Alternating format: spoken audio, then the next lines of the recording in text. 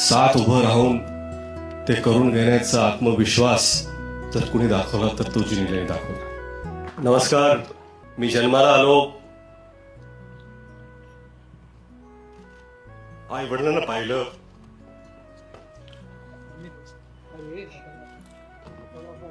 देवाला पाहिलं आणि शिवाजी महाराजांना पाहिलं. त्यावेळेसपासून महाराज काय आहेत आपल्याला सांगायची गरज नाही.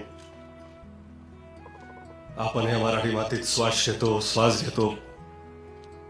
शिवाजी महाराज आपण जगतो.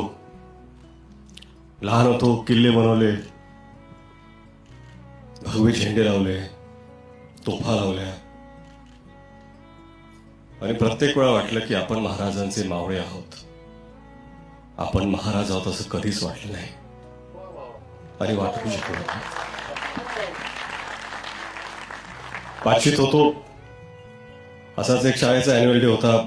बाजूला मी मावळ्याची भूमिका करत होतो. भाला घेऊन नाचत होतो मी. माझाच एक मित्र महाराजांची भूमिका करत होता. त्याला मी मुजरा घातला मानाने आणि गर्वाने नाचत होतो. तो मावळा त्या स्टेजवर असून तोच मावळा आज ह्या स्टेजवरती आहे आणि महाराजांना मानाचा मुजरा देण्याचा प्रयत्न करतो.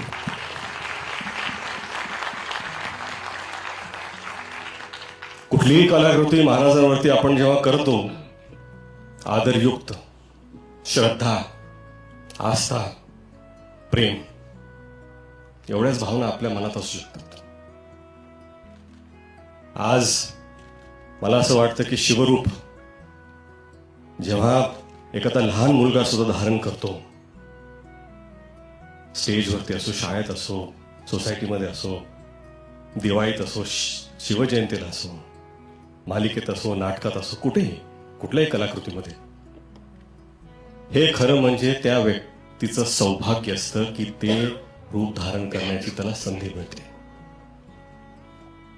आणि हेच सौभाग्य मला मावळा म्हणून प्राप्त झाले. 10 वर्ष झाली. 10 वर्षापासून प्रयत्न करत होतो मी 2016 की आपल्याला हा चित्रपट करायचा आहे.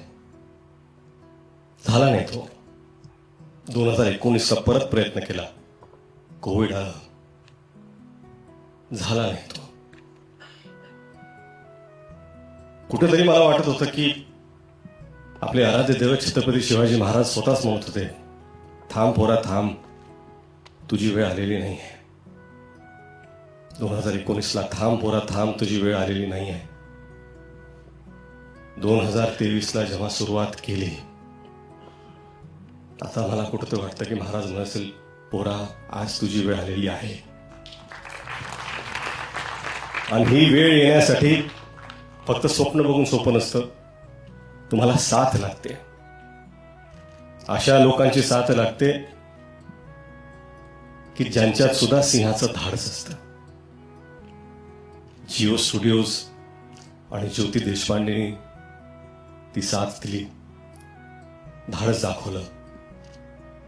त्यांचा मी अत्यंत आभारी आहे. परंतु खरंच इथे सगळेच उभे आहेत. Sanju sir, I am extremely grateful. नाही, आय एम एक्स्ट्रीमली ग्रेटफुल.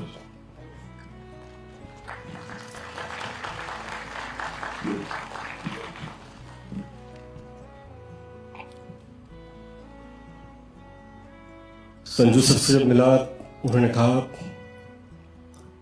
कि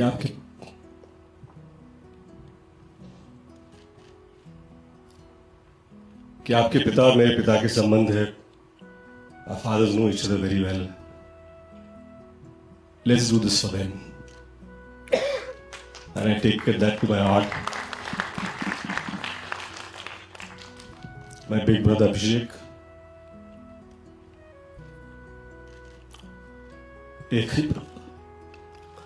एकही प्रश्न विचारला नाही.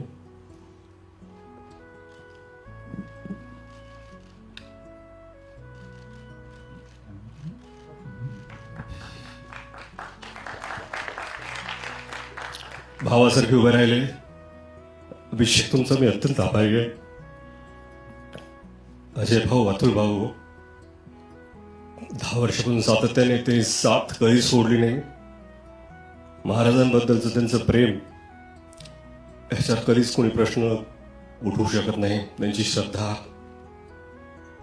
कधी कधी असं वाटतं की ते महाराजांना जसे पाहतात तसं मी का पाहू शकत नाहीये, परंतु प्रयत्न केले. अमन,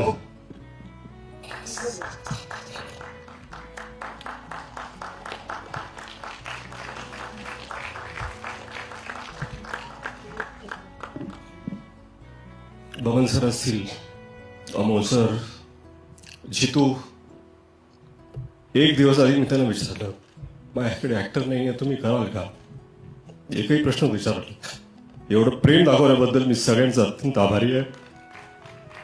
महेश सर तेच हो, एवढं प्रेम का माहित नाही, पण दिल्याबद्दल. भाग्यश्री मॅम असतील, विद्या मॅम, त्यांनी खरंच भरभरून साथ दिली. आणि जे त्यांनी काम केलंय, खरं म्हणजे काय ना की महाराजांवरती चित्रपट बनवायचं ही माझी लायकीच नाही आहे. मला असं वाटतं की या जगात लाखो चित्रपट जरी झाले आणि जगातले सगळ्यात चांगले डिरेक्टर्सनी पण केले, तरी आपल्या महाराजांना न्याय देऊ शकेल असा एकही चित्रपट बनवू शकत नाही. कारण त्यांची कीर्ती, त्यांची स्मृती ही आपल्या कर्तृत्वापेक्षा फार फार मोठी आहे, फार उंच आहे. आपण फक्त प्रामाणिक प्रयत्न करू शकतो. हे सगळं होत असताना जर अशी एक व्यक्ती असेल ज्याच्याशिवाय हे घडूच शकलं नसतं, तर ती आहे जिनिलिया. स्वप्न पाहणं सोपं असतं. स्वप्नाला काय असतं? पाहिलं स्वप्न, पण ती साकार करण्याची जिद्द, साथ उभं राहून ते करून घेण्याचा आत्मविश्वास जर कुणी दाखवला तर तो जिनिलियाने दाखवला. एखाद्या दिग्दर्शकाला जर अशी निर्माता भेटली तर अजून काहीच गरजेचं नसतं. मला वाटतं की खरंच हे स्वप्न जे पाहिलंय, आणि प्रामाणिकपणे सांगतो, आम्ही सगळी ही संपूर्ण टीम ह्याच्याकडून देवापुढे एक फूल ठेवल्यासारखा हा चित्रपट महाराजांच्या चरणी आम्ही ठेवतोय. आणि तुम्ही सर्व इथं आलात. सॉरी, मला असं इथे असं बोलायचं नव्हतं, परंतु मला माफ करा. थँक्यू. आणि वेळात वेळ काढून आलात त्याबद्दल तुम्हा सर्वांचा आभारी आहे. जिनिलिया, थँक्यू.